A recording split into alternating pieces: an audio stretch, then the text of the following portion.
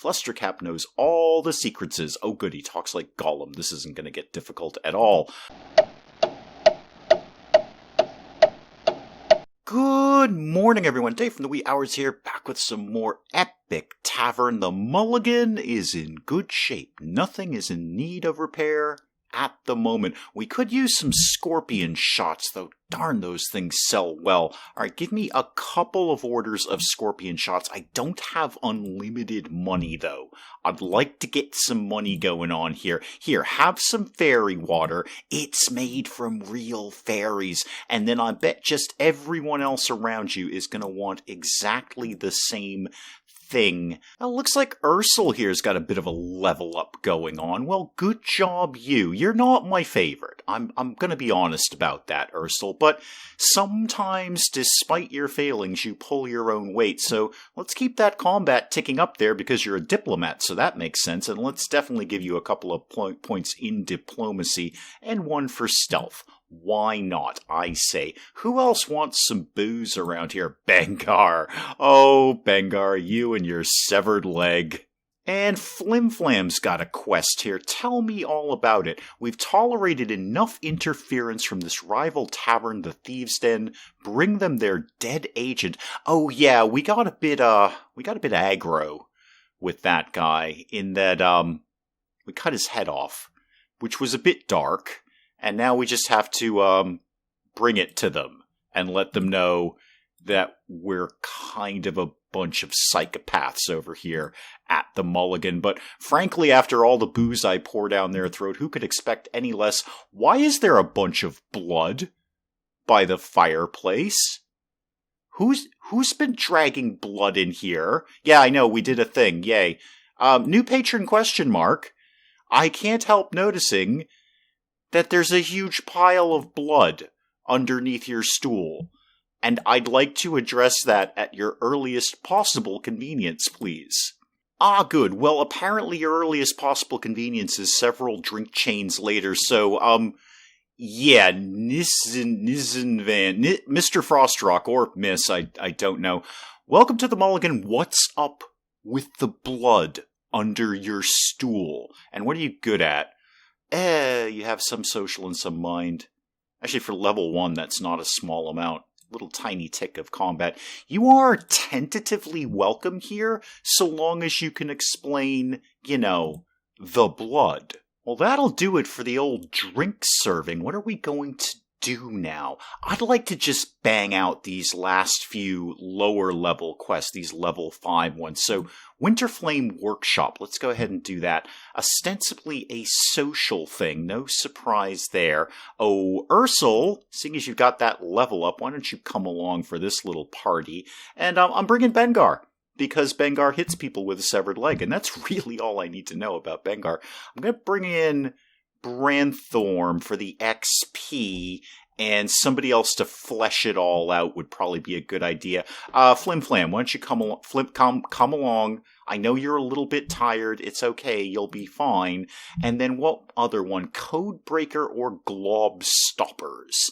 Now that's probably going to be quite a bit of combat, but I'm going to take a shot at it anyway, even without Bengar and his severed leg. It is technically a social, and a befriending social at that. So, Grunson, come along. You're a bit of an all-rounder. Murgle, you're terrible at everything except setting fire to things and thinking about things. You're actually rather good at that.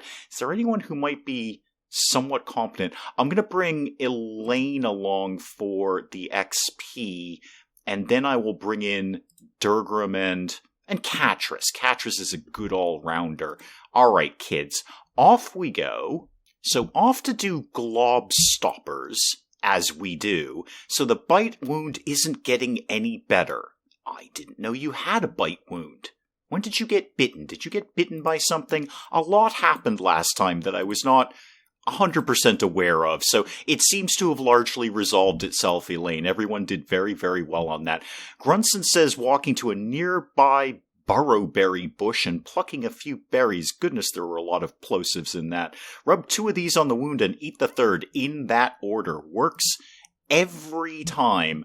Okay, well, good luck with the whole thing, Elaine. The heroes peek through a door into a makeshift laboratory and find a wizard staring back at them. You dare intrude on my experiments, the man bellows, yanking back a blanket covering what appears to be a poorly stitched together frog-rabbit hybrid.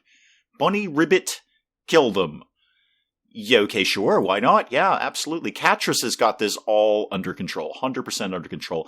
Even Durgrim is pulling his weight. Elaine, well done, glad I brought you along for the XP. And Grunson's got it, too. The bunny ribbit flicks out its tongue at Elaine, wrapping it around her wrist. The hunter yanks with her arm, sending the hybrid freak into a wall. The wizard assures them he is and continues on their way. Off we go. We've dealt with a bunny frog thing. Catrus tries to haggle with a merchant over some food, and apparently does very, very well at it. Even Durgrim chips in his 2 points there. Elaine, not so much. I still think it's because your hat is down over your eyes. I feel you'd be better. Grunson, your hat is also kind of down over your eyes, so I'm giving you that one as well. Catrus secures a small discount on the food, which the party promptly spends on ale. Yeah, sounds like my patrons. That sounds suspiciously like Grunson. A cool breeze blows in from the east. A storm's brewing, Catrus says, pulling her cloak tighter. Okay, it's a very long way away to the glob, apparently. The party passes a talking lion, muttering to itself about a wardrobe. Aha, I see what you did there. Looks quite lost, just a bit of XP for stumbling across Narnia. The hill is covered in strange markings. What could they mean? I don't know, but we've looked at them several times before, so I would think we would get the hang of it at this point. Well versed in orc customs and history, Grunson tells the others how ancient tribes would carve images into the hills. Yes, we kind of covered this one. I think we're here. Hiding in a bush near the swamp, the party spots a man with a cart. As he begins to dump one of his barrels into the swamp, Durgrim clamps a firm hand on his shoulder and says, "Excuse me, friend, but that's littering. And don't even think about running. We can and will catch you." Really? I mean, we're not known for our swiftness, Durgrim. We're mostly known for bumbling about, but we'll give it a shot. Elaine seems to have got most of this covered. Durgrim, however, does not. So don't go around boasting unless you can back it up, Durgrim. Don't be writing checks that the mulligan has to cash. Elaine pulls it through for us, and Grunson nails it. The man, who they learn is a Mage College janitor named Ernie, crumbles to the ground, sobbing out an apology. He claims he is following orders, but refuses to say any more. Well, apparently that's about it. We just confront the guy and he crumbles to the ground. And I guess we're going to hang out for the night here. Let's make camp and move on to the next team here. The Tinker's Damned Winterflame Workshop. The rescued Netherling Flustercap is desperate to get home to Winterflame Workshop and resume toy making. Yeah, sure. Broadly. Absolutely. Broadly, toys are good if you're into that. So Pink Hat here. The heroes pass through a narrow alley in town and are pelted by a volley of rocks. Oh, I think Oddjob's got this all day. Yeah, this should not be a challenge except for Branthorn, who's just not very good at things. Bangor, not really your strong suit here in that there's nothing to hit with a severed leg, but do your part. There you go. You got an excellent Bengar. That's why I like you. Ursel, this is literally why you're here, and you manage it. Zigzag looks up to see children fleeing. The thief scrambles after the young'uns and gives them a lecture on appropriate and inappropriate times to throw rocks. Oh, it's the archery competition again. Okay, Bengar should be able to nail this, or not, or completely flummox this. Alright, well done, Bengar. Well, it is archery, not hitting people with a leg. Ursel manages to catch up there. Yep, bullseye. We've done the archery competition more than a few times in this land. You'd think they know we were very good at it by now. And it's Alwyn Klee again. Yes. I've a pair of amputations to do. Make yourself useful and help that shaman who got impaled by a stinger. Do we actually have anyone with medical skill here? I didn't think we did. I thought Catrus had that. Bengar, well done. You've proved your medical worth by hitting somebody, which is excellent. And Ursel fails. Oh, Zigzag gained a level in medic. Yay! You feel free to talk to us anytime, Alwyn, because every time you talk to us, somebody gets a skill in medic. While no surgeon Oddjob is up for the challenge, successfully removing the giant stinger from the shaman's back and gaining valuable experience in the process. No lie there, we can bump into you a few more times, I don't mind that at all. Ground beneath Branthorn gives way as a giant antlion larva bursts through, snapping with translucent pincers. Ew, that just sounds horrible. And Zigzag completely fails at this, as does Branthorn. Okay, Bengar, you got it, but you're not actually very good at this. I really appreciate your effort, though. Ursel? Okay, we failed miserably there. The antlion larva clamps its pincers to Branthorn and begins dragging him down into the dirt. The assassin yanks his leg free at the last moment and scrambles away. Zigzag helps drag Branthorn to safety and applies first aid with your brand new medic skill. I see what you're doing there. Well done. Okay, that could have gone better. A haggard old crone glares at the heroes from the window of her house as they pass, muttering incoherently. She slams the shutters closed with a bang. Okay, fine. Little bit of XP for that. That's no bad thing at all. And rolling in here, oh, we're just going to make camp. Okay, we're just done. Now, nothing really to order, and let me just check. I don't have any open slots. No, I don't have any open menu item slots, so let's just crack open the doors here. I'm just going to kind of rip right through all the drink chains, and if anything particularly interesting comes up, as always, I'll let you know, but otherwise I just want to get back to the two teams and get them home. Well, Bartholomew wants to have a chat with me, and I'm happy to talk to you anytime. You're my man. I'm going to tell you, you are a superstar around here. My people hold death in the face of deadly combat in the highest regard. I'm a terrible example. You actually told me that last time, Bart. Can I call you Bart? I feel that I can. But don't worry about it. You repeat yourself as often as you need to, so long as you keep pulling your weight. Casey, what would you like to tell me? I never had any formal training as a survivalist. No, you don't need any, Casey. You just don't die. That's your training right there. Not dying kind of makes you a survivalist. It's actually pretty much what the word means. But I lived through a childhood in the Badlands, which is basically the same thing. Okay, Virgil, you want some fairy water? May I remind you it's made from real fairies, and we'll get some other people drunk. Well, Morn would like to be welcomed, a level 1 cleric who is surprisingly good at combat. You better be good at medic. You actually have no medical skill, sir. Well, actually, you're a cleric. You don't technically need to have a medical skill. You know what, Morn? I apologize. It's just that I've been playing RPGs for longer than I'd care to remember, and longer than many people have been alive, so I just kind of expect a cleric to be a healer, but no, you're just a holy person. I get it. You have lore and divination. Perfectly appropriate things for a cleric to have. I apologize for stereotyping you into a healer role, and you're actually quite good at hitting things. We'll keep an eye on you. I don't mind you at all. Uloth, you even have some ale, and Moore might want some of that. Okay, a few more drink chains later when we're back with the gang towards the Winterflame workshop. As they break down camp, Branthorn searches around. Okay, who took my shoes? Nobody took your shoes. Nobody wants your shoes, man. I'm not even sure you wear shoes. Flustercap gives you a tour. The rescued Netherling exclaims, bouncing around like a lunatic as the heroes approach the workshop. Flustercap knows all the secrets. Oh good, he talks like Gollum. This isn't going to get difficult at all. Okay, Flustercap leads the party into the bustling workshop where all around imp-like Netherlings are hard at work, crafting toys with their nimble little claws. Even Bengor pulls it together there, and there wasn't even anything for you to hit. These creatures attacked our realm. A powerful voice booms directly into Bengar's mind. Yeah, that doesn't take much. No, it's pretty much an open door. You don't need much to get into Bengar's brain. They must be destroyed. Kill the Netherlings. Kill them all now. Bengar looks around confusedly, as he often does, for the source of the failed attempt at magical compulsion, but finds nothing. Watch your step, friendses, Flustercap says as they traverse a narrow catwalk looking down on the workshop. Oh, why do I feel the team are just going to fall to their doom? Ursel kind of fell to his doom. The catwalk creaks in protest at the weight of the adventurers and the goods they recovered from the abominable Snow Ape's cave. Wait, we're still holding on to that stuff? But it holds, and they proceed onward towards the Tinkerer's office. This way, the excited Netherling says, leading the heroes down a small side passage. He stops whirling around and fixing them with a deadly serious gaze. You are friendses. Oh, yeah, broadly, sure. In that I'm not actively trying to harm you. Bengar might. I can't vouch for Bengar, but I'm not actively trying to harm you. If that's your definition of friend, then that's fine. Zigzag pulls it together there. Branthorn, not so much, but you're pretty much only here for the XP. And Ursel, this is why you are here.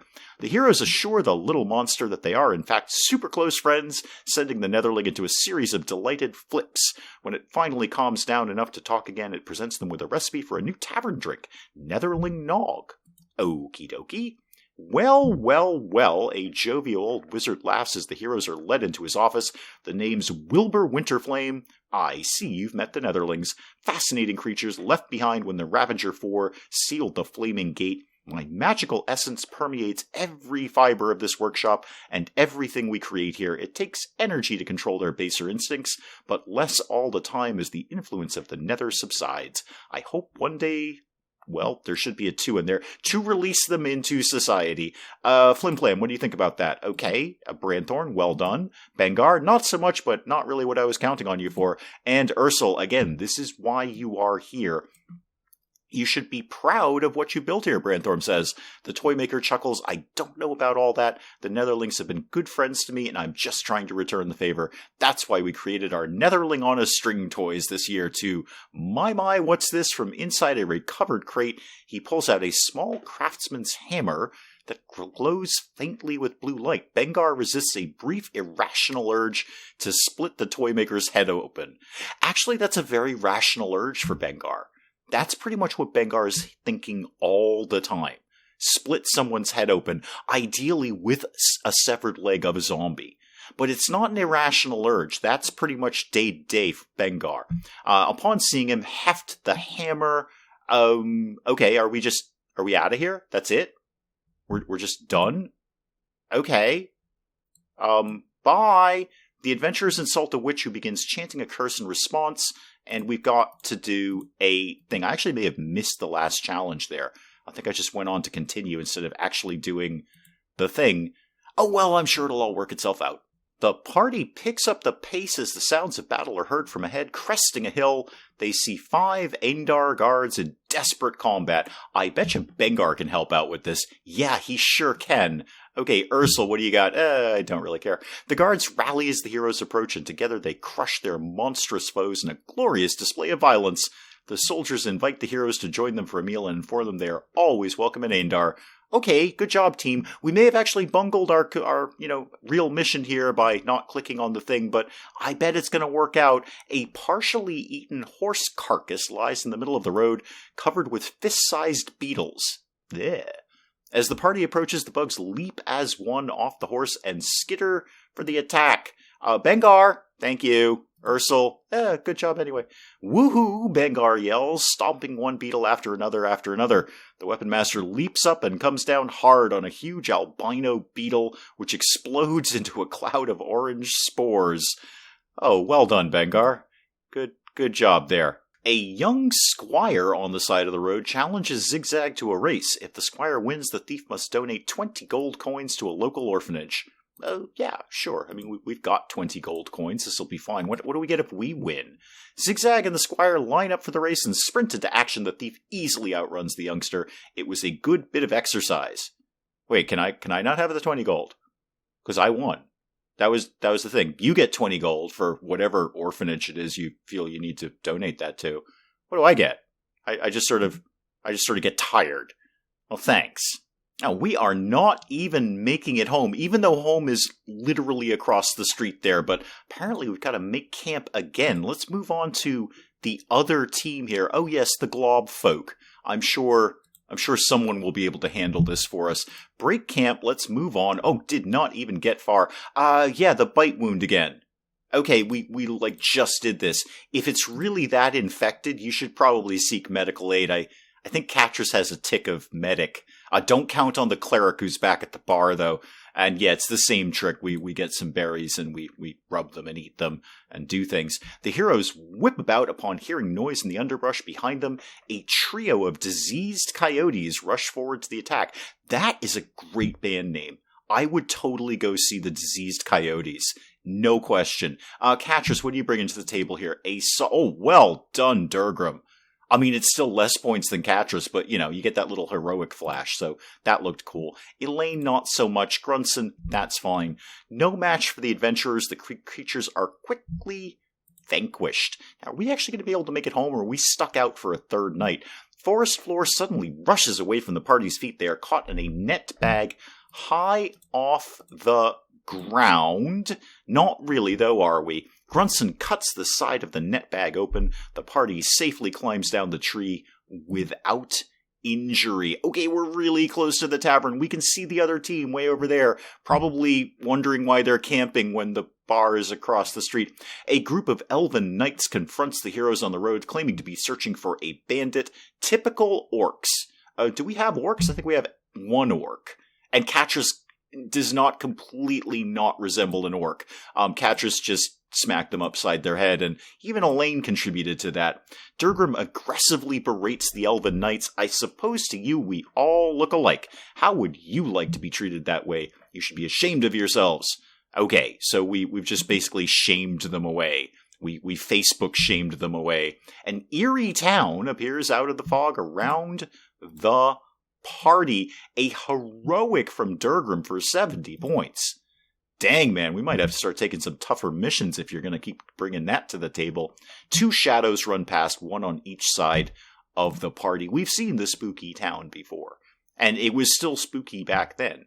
Durgrim tries to haggle with a merchant over some food, and we successfully haggle that. Small discount on food that we spend on ale, hopefully at the Mulligan. Mulligan needs the money. Now, we didn't get any things out of that, but we got a good chunk of gold and some XP, so that was definitely worth it. I'd like to see a little bit of leveling up around the Mulligan. Are we shy on anything? Kind of. Sort of. Yeah, let me just do a real quick order here. Mead, a wine, a fairy water, and a scorpion shot. Those are always my big sellers. Okay, crack open the doors. Aha! Elaine, speaking of level ups. Well done, Elaine. Well, keep your ranged combat going up. Keep that going up another tick there. And then put 1 each into those 2, perception and scouting. And, you know what, just keep your ranged weapons kicking along. It is kind of why you're here. Ooh, and Durgrim. Durgrim. You, what do I want to do with you? You're already really good at mind stuff. Put your survival up. And your melee weapons up. Actually, put that up by 2. And then 2 left, go with, perception and illusion. Why not? Illusions may happen at some point. And Ramsey's got a quest here. Mucked over. A woman storms into the tavern shouting, another town was attacked by the muck. A patron tells of a traveling merchant also attacked overnight. This is getting out of control. Someone needs to confront the mage college. Yeah, not me, per se. I mean, that is something that someone should do. Now you're a priest. I'm going to immediately not stereotype you as a healer, except the first thing I see is combat healing. So just living up to the stereotype there. Okay, you've got customs, illusion. I mean, you have things. I'm not throwing you out. I'm not completely ruling you out. Welcome. Anyway, welcome. Ramsey, what do you want to tell me about things? Every thief needs a firm command of the basic skills of the trade. I think that's true for everyone, really, isn't it, Ramsey? I mean, if you're going to do a thing, you should probably understand what the thing is. That's my philosophy, anyway. Well, nothing else interesting happened. Just a whole bunch of drinks served there. Let's just get the last team home here. Although I really should send out somebody else, really. Evil Eye. Right. Seek a hardy group of heroes to fetch an artifact. Maybe. I'm gonna just tick off this last level 5 here. I just want to get this done. So, Codebreaker. Yeah, who are we sending to this? This is, no surprise again, social. Catrus and Ursel, were you in the other party? I think you're in the other party. Okay, well, bring Bart. definitely. Bring General for the XP and, I don't know, Grunson, good all-rounder there. Yeah, we'll take that and we will go forth. We're doing that one first. We're not getting the other team home. Okay, we're going over Alfred's lab notes, but can't make a lick of sense out of it. I'm not surprised we're not very smart about things. Where are we going to go do this? We're engulfed in total darkness. We're fighting a lack of light. We fight a lot of natural events in this game. We fight rain, snow, darkness. We're just not very good at being outside. General lights a torch. My god, that's the smartest thing any of my team have ever done. Magical darkness instantly recedes, as would regular darkness, game. As would regular darkness. We don't really know that it's magical darkness. It could have just been dark out. And General was the only one smart enough to light a torch. Anyway, good job, team, for remembering how lights work. The heroes fill Ignatius in on the situation and hand him piles and piles of notes that they fear may be nonsense. The collector retrieves a monocle from his jacket. You can always trust somebody with a monocle. They're totally not evil. From his jacket pocket and affixes it while examining the notes. Magically encrypted, and we have blown that. Oh no, last minute Catrus heroic there. Excellently done. Lunacy, Ignatius says. He believed he created a temporal bubble by destroying an epoch crystal while holding a lost menagerie artifact. Wow, if I had a nickel for the number of times I've tried that, I could have told him it wouldn't work. He hoped to use this bubble to access the carnival undetected in its home dimension to rescue Isabella. I mean, it makes sense theoretically, and I do have an epoch crystal in stock. Oh god. Why do I feel I'm going into a temporal bubble? Then I always kind of feel like that. The heroes pause to watch a street performer recreate the Battle of Meat Grinder Alley. Yes, General, the street urchin is a thief. It's a pickpocket. We've done this one. Please don't fall for this. I think Bengar did. Oh, no you don't, General says. Yeah, we've got the pickpocket. That was easily done there. Are we actually going to make it back home without incident? Almost. Catrus passes the time by reciting every word she can think of that begins with the letter S. Oh. Okay, Catrus. Grunson makes a mental note to request a different crew. I'm not surprised. I may honor that request. That was a very silly thing to do, Catrus, but at least we're home. Two merchants argue in the public market. Brave heroes. Yes, this is the arbiter one, yes. Play arbiter and decide our feud. No. We're not doing that at all. We're just going home. Thank you. Didn't get anything for that except a little bit of XP. That's fine. Let's get the other guys finally home. They've been out for a long, long time, and they're really just across the street. This shouldn't take very long. Bark of a hunting dog closing in on its prey rings through the camp.